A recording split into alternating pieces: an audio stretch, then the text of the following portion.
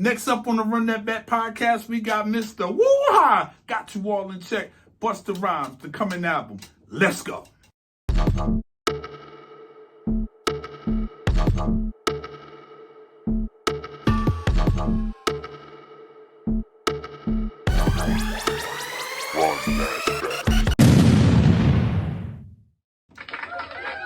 Yo, what's poppin'? It's your man Scorpio Moe C.Boogie. and this is the Run That Back podcast. And today, we got a lot of energy on this one. Wow. Exactly, a lot of energy. Today we got Busta Rhymes, y'all. Busta Rhymes. Busta Rhymes. We talking about his first LP, The Coming, and it was a long time coming. Pause. Because Busta took a minute, from his features to get to this point to have a solo effort. And so we're gonna dive into it today. So let's get right into it, man. What was your introduction to Mr. Rhymes?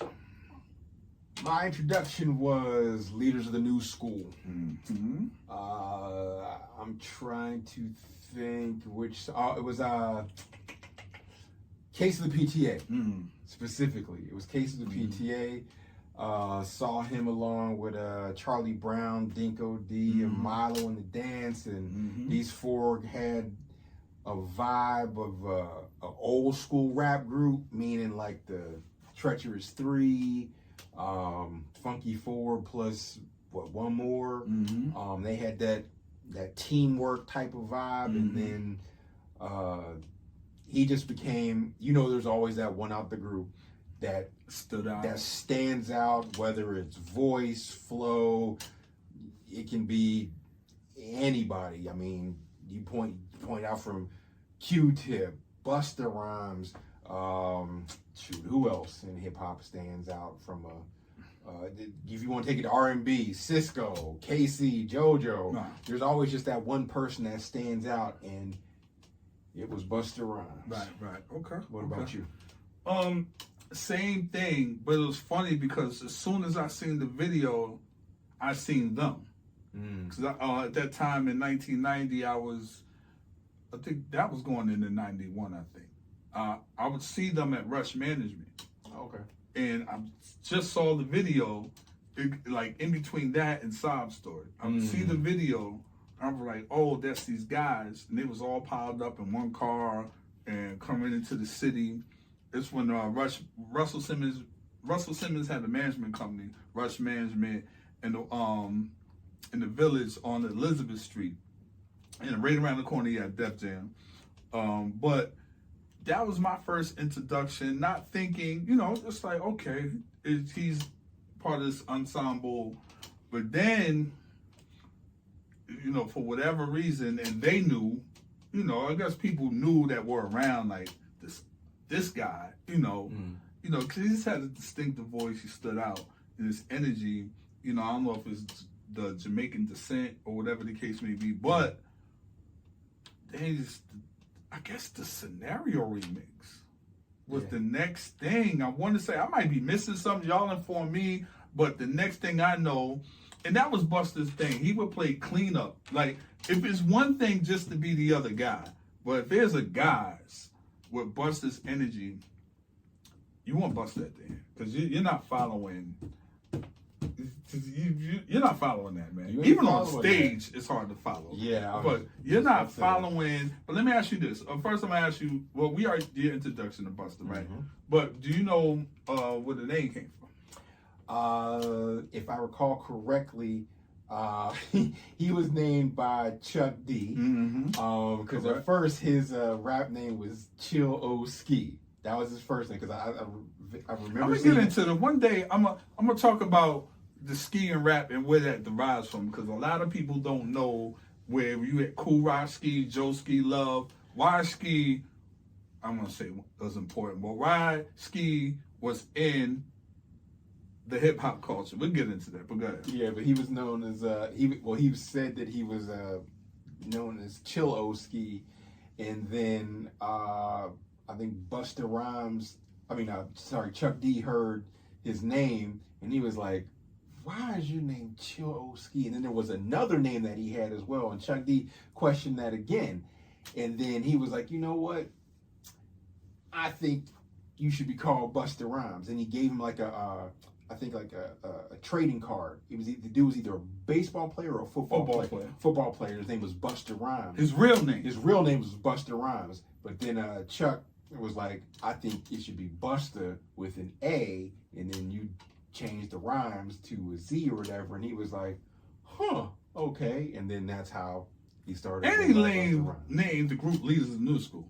He also gave him that name. Well, the funny thing about that is there was a story. They had I think Chuck D. There was 2 names for them to choose from: Leaders of the New School, or the who was the Young White Teenagers. And so I think they flipped a coin, and they ended up with Leaders of the New School would have been called the Young White Teenagers, right? Because there was 2. I remember the Young White Teenagers. Right. They had to pass the bottle and twist the cap. Exactly. So they ended up with the name Young White Teenagers because Leaders of the New School got. But how do you justify calling 4 brothers from Long Island, 1 Brooklyn, Long Island, Young White Teenagers? What is that? But I think that was what the gimmick of it was. These dudes are black. Young white teenage, Chuck, as you said in the previous episode, Chuck was a graphic designer, so he was drawing. He was coming up with different names and stuff for different groups. I think he had like 3 or 4 groups under him at the time. But Sons of Berserk, Sons of Berserk. Story time, real quick. I was with an R&B group. We opened up for Sons of Berserk on a tour stop for them in Pittsburgh. Cool group, cool show. Anyway. Did you use a sample from them too? From Sons of Berserk? Yeah, I thought you sampled something from them in the record. Or that was just Ice? I think it was Just Ice. Okay. Yeah. But that's how he got the name. That's how the group name that he was in came about. So with Chuck D. Okay, yeah. So that was, that's our introduction to Busta. Standout guy. It was this voice and this energy, and it seemed like the more he got exposed to the light, the more we got to see more. Very animated. I don't think we had too much animation in hip hop prior to Busta. I mean, we had comedic, somewhat animation, but maybe a Bismarck. It was a Long Island guy too. But I'm talking about with the energy, cartoonish, just in your face. I don't think we had that. I think LONS, I think Leaders of New School was the first because all 4, well, let me rephrase that. I won't say all 4 of them, but Buster was animated and so was Charlie Brown. Yeah. Come to find out that those 2 had a rivalry in the group. Yeah, they always had, seemed like some type of issue. And I'm going to tell you this. I've met Charlie maybe 3 times.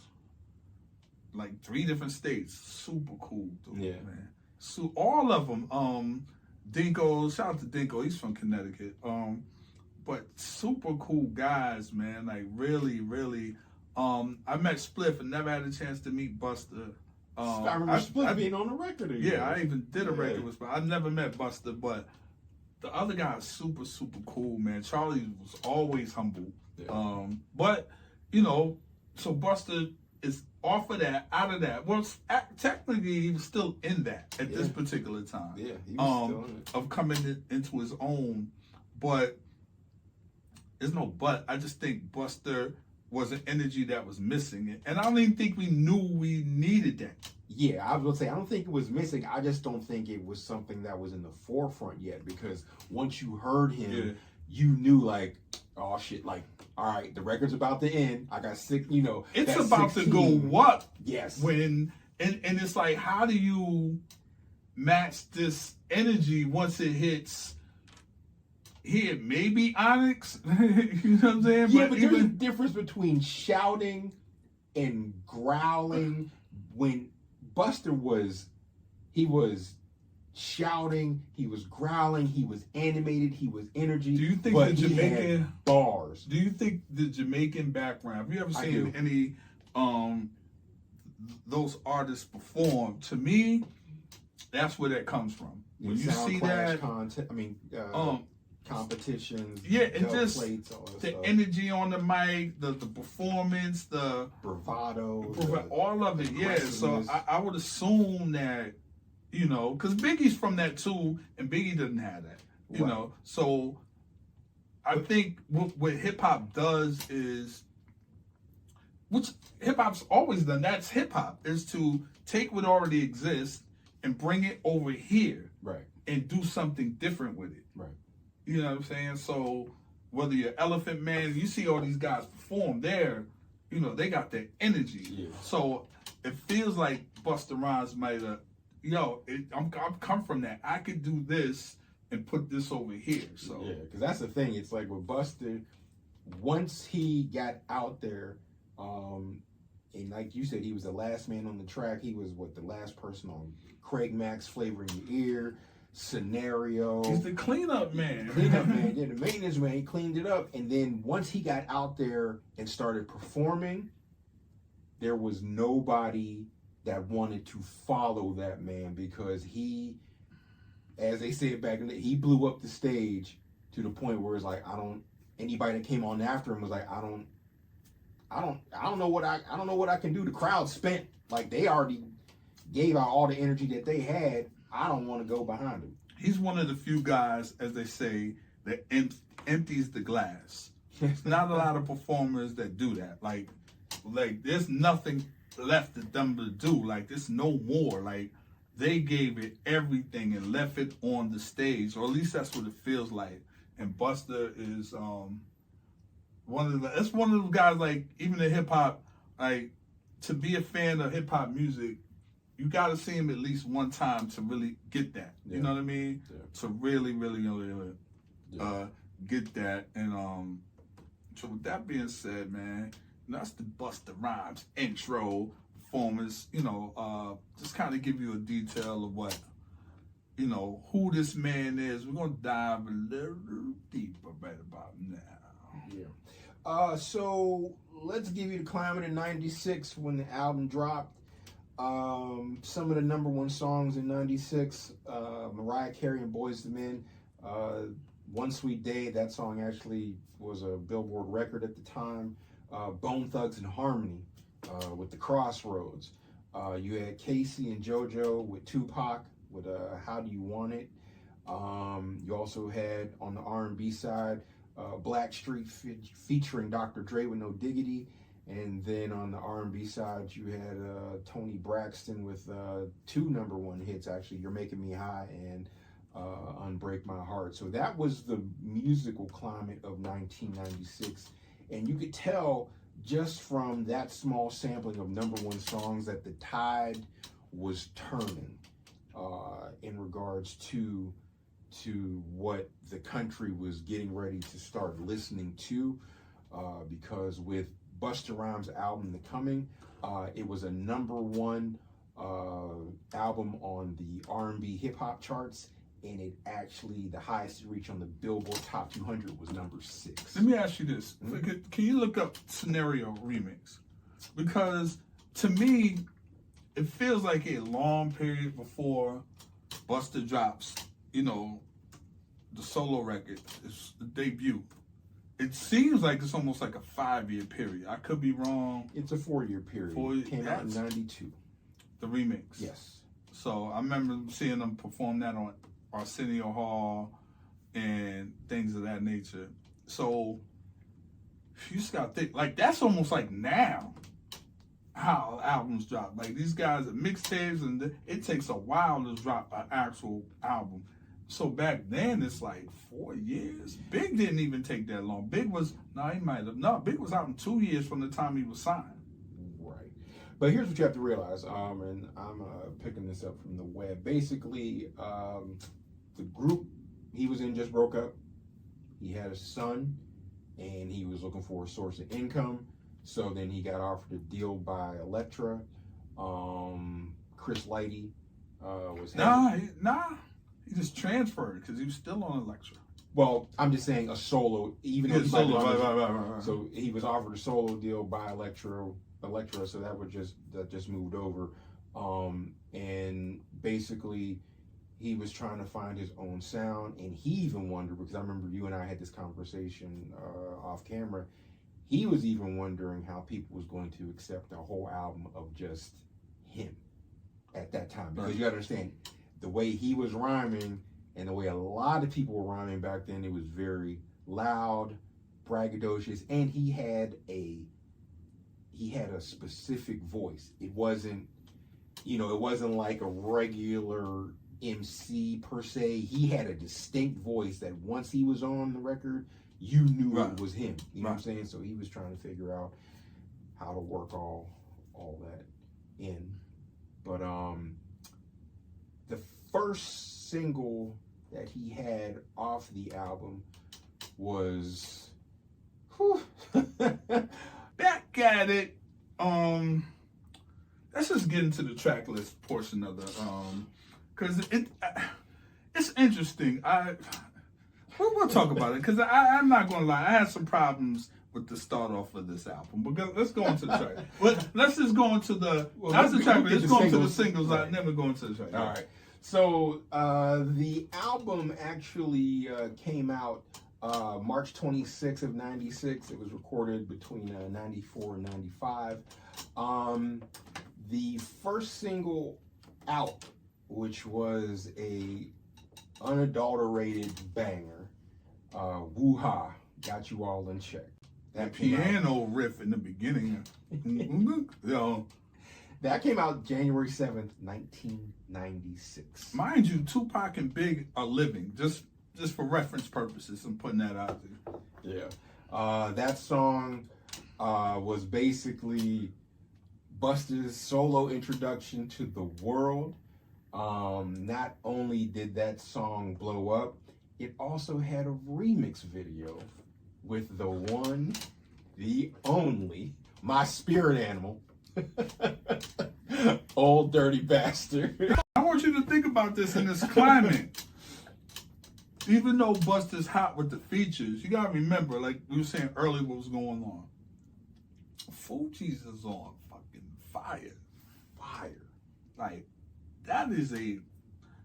that's a diamond album. Yes. Fugees is on fire. We got Tupac dropped. Big is out. Well, he's in between albums. But the One More Stand, you got Whoop. It is a lot of traffic. You know, and for Busta, this is a solo debut now. This is Fugees' second thing, and this is everybody else's second time around. Yeah. You know, other than Pac, and you know, Big was coming back around, but it's a lot going on. So, you know, Electric's rolling the dice at this time, because you don't know what's gonna happen. Yeah. You know, we know the singles are hot and people are loving the features, but now it's this. So go ahead. Yeah. So that was released on January 7th, 1996. The remix video came out with him and ODB. Mm. That prolonged that video, and that was such a perfect match with those two, because the energy of both of them, the wacky rhyme style of ODB with the lyricism of Busta, who could do anything on the mic that he wanted to. So, as I stated, January 7th, guess when the next single comes out? What's that? The next single is It's a Party with Johnny. Oh, yeah, right. That didn't come out until June 25th. Okay. 6 months you are writing one song. Because you got the single, obviously, and then you got to remember ODB is with that, Better Have My Money. Like, he's on, and y'all introducing, this is why ODB is respected. I don't know if people understand this. A. Sean is his rap name before this. Like, you're getting, how do I say this? You're getting a little someone else on ODB, but A. Sean is the dude that went to all the high schools in New York and battled everybody and won most times. Like, he had a different style. I'm talking about, that's the reason why Kane had him on that song with Jay-Z and Scoob and Shaheem. Yo, because they know that guy. Yeah. And he's an old soul, by the way, too. He knows old R&B music. That's why you see him singing in these songs. So if you know, other than the animation, if you're wondering why a person like Busta, why would he do a song? Because number one, they were hot coming with the Wu-Tang. He had hot singles coming out. I think he was the third one to get a second or third to get a solo deal. Mm-hmm. Obviously, no, Method Man was one of these, the Raekwon or what's the name next. But Steve Rifkin started signing, you know. But him as A. Sean, before, you know, he figured out a new approach, he was a beast. Yeah. So it makes sense why Busta Rhymes would grab, you know. Yeah. But as I said, the second release was It's a Party, and that was with John A. So John A. I love that record. Yeah, they was coming off a couple hit singles with Hey Mr. DJ. Mm-hmm. What was the second one? What was the one with the phone? What was it? Giving my giving my all. Yeah, giving my love, sending my love to you. Sending my love. Yeah. But they were hot, and if I recall, the video was like a house party. I think it had some. Yeah, they pulled up. They pulled up somewhere in a house, some club or a house party. Yeah, there was a house party, and it was kind of think along the lines of One More Chance. They had quite a few guest stars and cameos in that video. So that was that one. The next single, which was released but did not have a video, that was Do My Thing, and that was released in 1997. It doesn't have a date of when that occurred. But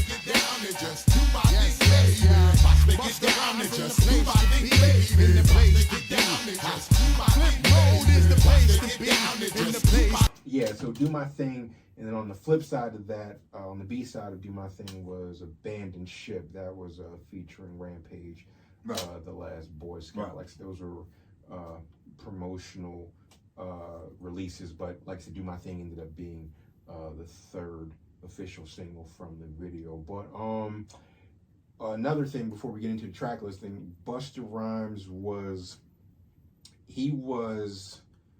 for videos, him and Missy Elliott. Videos, I would personally say they introduced the fisheye lens, right? I mean through Hype, but they were the first ones. Hype. Yes, through Hype they introduced the fisheye lens, and they also introduced big budget videos. Oh, yeah. And the over the top clothing and hats and just different, very eccentric, very vibrant, animated, and both of them. Yes, both of them. Yeah. But let's get into the track listing of the album. Oh, both signed to Violator Management, by the way, too. Yes. The track listing of the album. So let's start with the first track, The Coming. The intro. Let me tell you something. The first two, it's too long, man. It takes him so long to get to a song where he rhymes. To me, I felt tired just when he starts, but it's too long. Well, let's think about this. I mean, it's his first LP, right? His first album. So you're trying to give everything. You want a grandiose intro. You want something to set it up for what you're going to hear coming down the pipe. Now, mind you, this is just my opinion. You know, he's trying to give you an audible movie. He wants you to be, you know, you don't have to do it so long, and it's like we've already waited. Right. We know who you are, and we want that. By the time it gets to the song, I'm disappointed because you took it. You're making the expectations higher, and it's not. When we're talking about once it gets to the song, I'm like, nah. Okay. So the second track is Do My Thing, which was his third release. Before from the top of the beat till he starts rapping, it feels like a whole nother fucking intro. I was like, this dude. And I say that because, and let's be clear, we re-listen to these albums before we do the show. You know what I'm saying? So I just listened to it. And I'm just like, dog, get to it. Like, You know what I mean? I happen to like Do My Thing. That's just me. The third album, and once again, track. Oh yeah, this is the track, the third track. Everything Remains Raw. Now, mind you, the intro and Do My Thing was produced by DJ Scratch, who was EPMD's DJ. And Scratch was really like, you know, I don't know if those were his first efforts, but Scratch was a dope producer, low key. Yeah. I still don't think he gets his props. Yeah, because I believe the instrumental on the track on the coming intro is fire. Everything Remains Raw. That was Easy Mo B. Now, it sounds like it. That song was the beginning of Hoo-Ha. And even when they were in the car. Yeah, and everybody's bobbing their neck and everything. And even Kendrick Lamar did a shout out to that, and I forget which video, but he paid homage by doing that with one of his most recent videos. Correct. I like that song. How did you feel about that one? Nah, that's fine. It's even for Easy Mo B, because you gotta remember, this is Easy Mo B this is 2 years after Flavor Year. Also in the middle of Ready to Die. Nah, it's been over. They were probably working on a new album. This is 96. Ready to Die came out in 95. 94. 94, okay. So, but it's off the heels of what he did with Tupac on Me Against the World, which was in 95. Okay. You see what I'm saying? Yeah. You know, so he's in a groove at this point. He's still, you know, I think what it is, because he's a real he's very SP12 guy, right? Yeah. Which a lot of times to me, when guys do that, their production, it's very, very hip hop sounding. The snare on the SP12 is fucking bananas. But in this short sample time, but Easy Mo B's production to me, which I love, but I have to keep in mind that it's not full. It's not lush. It's not like as you said, it's not full, it's not big. You got a beat and you got a sample and you got an MC. So I mean, kind of like, you know, there's a few albums like that who I still like, whether it be Reasonable Doubt and all these other albums that I like it, but when you compare it to someone that does full production and you hear the chords and like even with the intros, right, which weren't that bad, that Scratch did. I'm just saying they were just long. Right. You can tell the difference between a full sound and somebody just, you know, that kind of thing. But also, I mean, if you take it back to the title, Everything Remains Raw. No, you know what I'm saying? And that makes sense. You know what I'm saying? Makes sense. So the next track, Abandoned Ship, this is featuring Rampage, the Last Boy Scout, who is actually Busta Rhymes' cousin. Busta Rhymes produced that. I liked it. Yeah, I wasn't mad at that. I didn't know if he was necessarily on the trap. I know it's his family, and he has an energy. And he's coming still off the Flavor in Your Ear remix. Mm-hmm. So showing love to him and trying to put him out in the forefront. And he's introducing the squad. Yeah. The Flip Mode, because they're not really, I don't know if he's still forming it at this time, but we know it's him and his cousin at this point. Right. The next track we already heard, like I said, Woo-Ha Got You All in Check. Right. The next song after that was It's a Party with John A, which Easy Mo B did. And that track sounded more full. It had more instrumentation to it. I have a sneaky suspicion somebody came and played behind it. The next song I was not a fan of, Hot Fudge. The Black Chemist Backspin. That's one you can skip. That's just my opinion. I'm sure it's yours as well. Right. The next track after that was Ill Vibe featuring Q-Tip. Now, I like that. Did Q-Tip produce that? Actually, it was Q-Tip, Ali Shahi Muhammad, and a person y'all may know by the name of Jay Dilla, R.I.P. They were. It was produced by the Ummah, so they were a producing collective, the three of them. They were. I felt like they were trying to give us a Tribe Called Quest type of vibe on that. You know what I'm saying?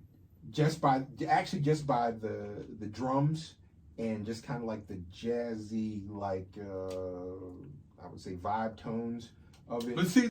The next track is Flip Mode Squad meets Def Squad. Like I said, just your average 90s posse cut. I only listen for 3 MCs. That's Jamal from Illegal, Redman, and Buster. That's all I'm interested in. About you? Yeah, same thing. I think that I think this is their attempt to break up the monotony of Busta Rhymes'. Because you got to figure, how long is the album? Average album, an hour? That album was hour 3 minutes and 50 seconds. Are you going to listen to Busta that whole time? You see what I'm saying? Like, I think they did enough, then they break it up, and then do a couple more, then they break it up. I just think, because that was the beauty of him on the features, was the teaspoon of butter. So basically, attention deficit disorder. Where Yeah, it's just like after a while. enough. Even Q-Tip. I don't know if I want to listen to it. That's the curse of, I think, having a distinctive sound. Sometimes, especially when voice. especially when it can be piercing, or after a while you can become numb to it, and it's like it's all starts to sound alike. So I think, and later on, and just for the record, later on, Busta albums didn't necessarily do that. I think they were finding their way with the first album. How do we keep this entertaining for an hour or so? Right. Well, even as I stated earlier, he was even worried about, trying to put out a product where people would be, engaged the whole way through, because he didn't even think, his voice. I mean, it might not be for the same reasons, but I could definitely feel it. And like I said, I love them, but I love them for what I love them for, the feature guy. Right. The next track is Still Shining. Uma, again, produced it. I could do without it. See, this is the part where the album starts to take a dip. A sharp decline. Yeah.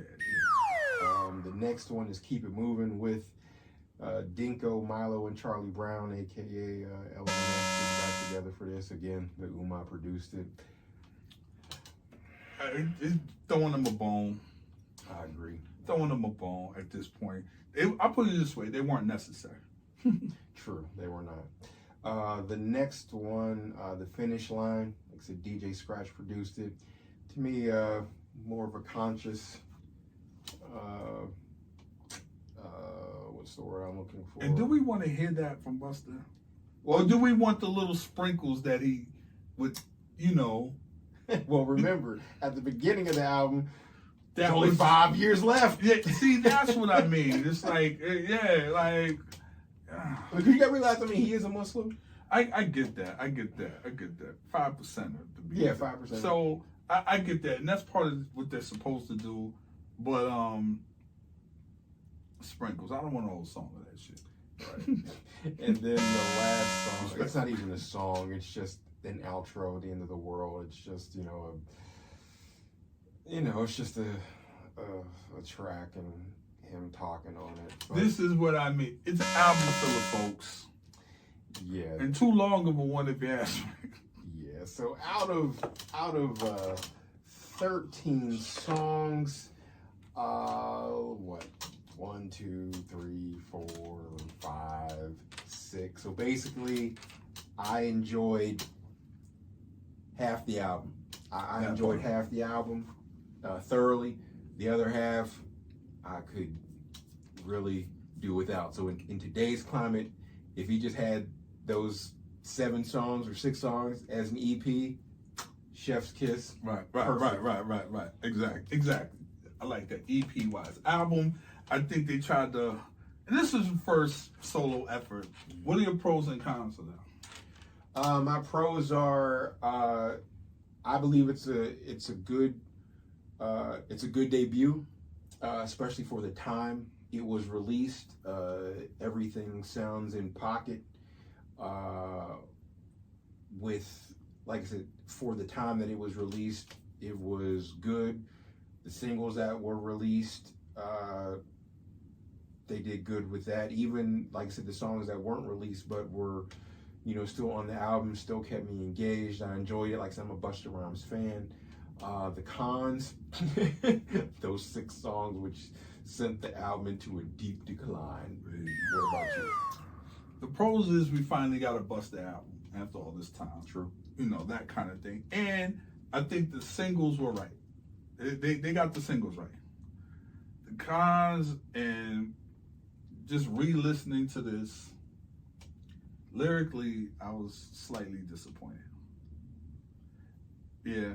So I was listening to the simplicity of something. It was his energy behind it that made a few records. Now, he did better on the features than he did on the actual albums on a lot of these records. I was like, that Busta comes off a lot, when later on the other albums are like, different. But a lot of it was more of his approach that gave me energy. But listening back to it, lyrically, it doesn't hold up.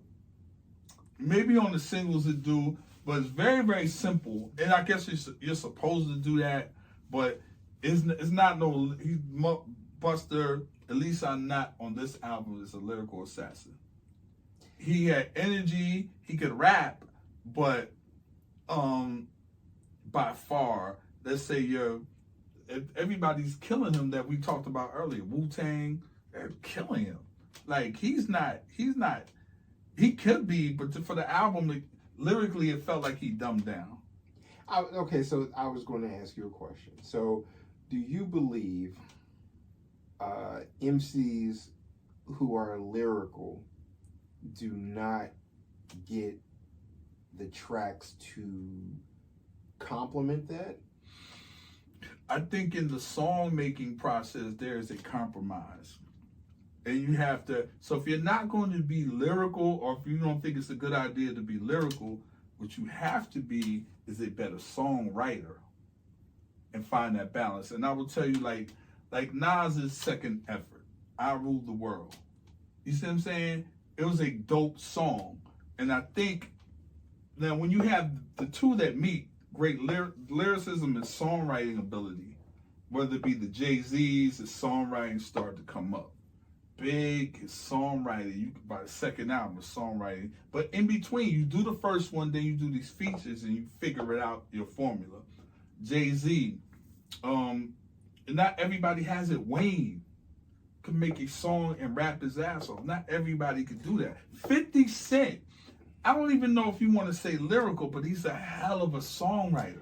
See, I was going to bring up Wayne. I was going to say, Wayne as dope as we know Wayne is, some tracks that he raps on are very lackluster. Like, they do not meet his lyrical ability. I don't know, man. I might just. I think they do. I think they're all like. You put him on an R&B feature, he's killing it. He's killing. Or you get a person like Fabulous that can write a song, and some of these people are as good as their A&Rs. If you say no, not this, rap to this, and you structure, it's about the song. So if you're a lyrical assassin, you have to learn the ability to make song. Whether you're Lloyd Banks, whether you're Wayne at some point, whether you're Joe Budden, like song structure, and to be like, yo, let me not go overhead. Let me not make this rap a Rubik's Cube. But see, that's what I was going to say, because as much as I like Nas, my biggest thing with Nas is beat selection. It's always been beat selection. You can rhyme, but your choice. But the second album was the big one, right? Right. But here's the thing. But we got look at what I don't think Steve's style, but that was Nas to me. Is as good as, I mean, he's always talented, but never take that away from him. I'm saying the albums are as good as who A&R'd it. So a lot of people, it's the A&R structure. And that's what's wrong with the business now, is because you letting these kids just go and do their own thing, and nobody's giving it structure. Whether it's Wayne, when he was doing the features, the R&B features especially, he's in pocket. And there's Irv Gotti with the young boy. Lloyd. Like, listen to those records. Look how Wayne comes in and does the Rakim reference, and they know how to do it. The A&R air, with Irv Gotti, hell, even Fat Joe. These dudes have the ears of an A&R and can get you to go in there. And if you have a lyricist, that's when you got to pull him back and give him the plank. So let's think about this for a second. We're trying to. We've jumped ahead a bit.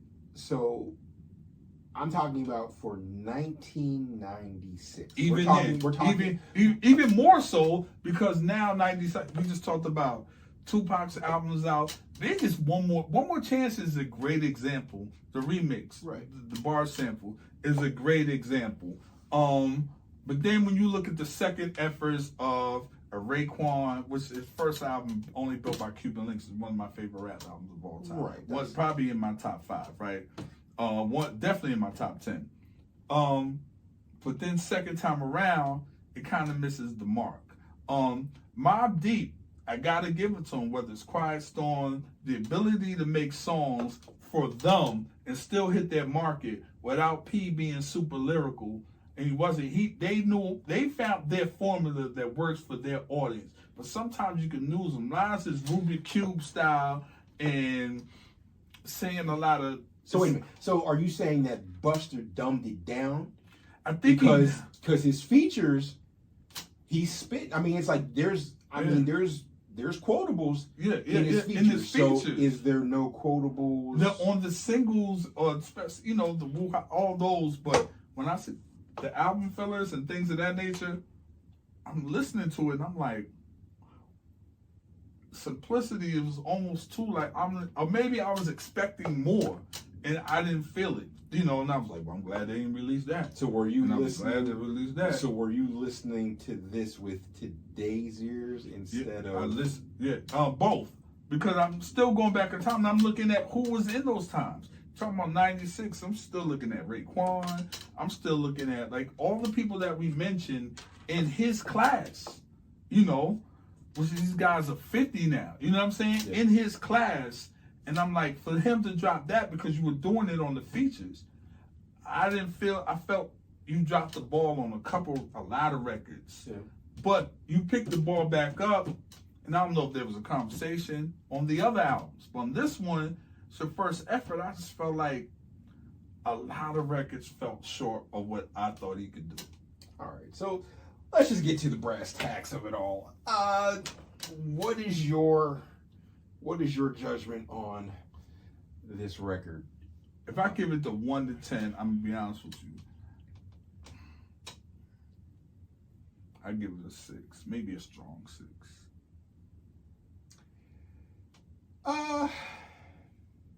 And I hate to say that, just because I like the other records better, the other albums better, pardon me. Right, but like I said, we're just judging this particular album. 6. I would have to put it this way. I would give it no higher than a 7. And that's only because I run back the, let's see, 1, 2, 3, 4, 5.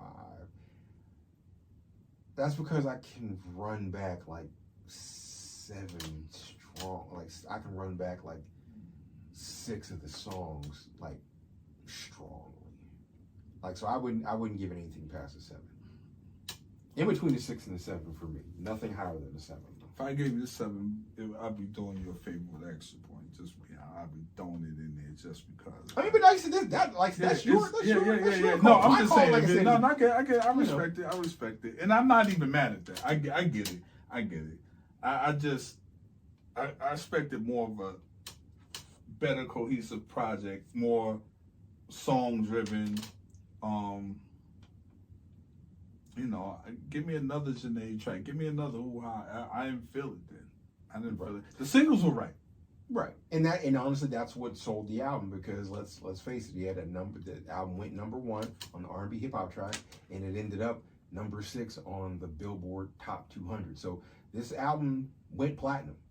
So he hit the flyover. No, you know what I'm saying? I'm not mad at that, and I can see why people expect it. I can see why. Yeah. But like I said, he cleaned it up on everything else. So I'm not mad at that. Man, listen, Busta Rhymes, man, coming his first album debut on Elektra. It's not a bad effort at all. Don't get me wrong. It's not a bad effort. I just expected a little bit more. But hey, we love Busta over here, and then he's great. He's going on to do greater things and albums and acting, and he had introduced the Flipmode Squad. I think he changed some people around and came through with that. And still a hell of a performer today. Mm-hmm. He's just on tour with 50 last summer. He's always on the road. He stays busy. And one of the probably top 3, maybe even top hip hop performers of all time. Busta tears that stage down. That's one of them dudes. You know, I don't care how hot your record is. You probably want to go on before Busta at your show. Yeah, most recently, the only person that went on after him was Missy, because it was her tour. Yeah. And even that, I know it was a hard act to follow. And Missy's audience is coming, so they want to see Missy. So it's all good. It's all good. So with that being said, man, we're going to close out on Busta Rhymes, the coming his first LP. But we're going to tap into some other Busta stuff down the line, for sure. With that being said, I am Scorpio Moe. I am C.Boogie. And this is the Run That Back Podcast. Podcast. You know. Run that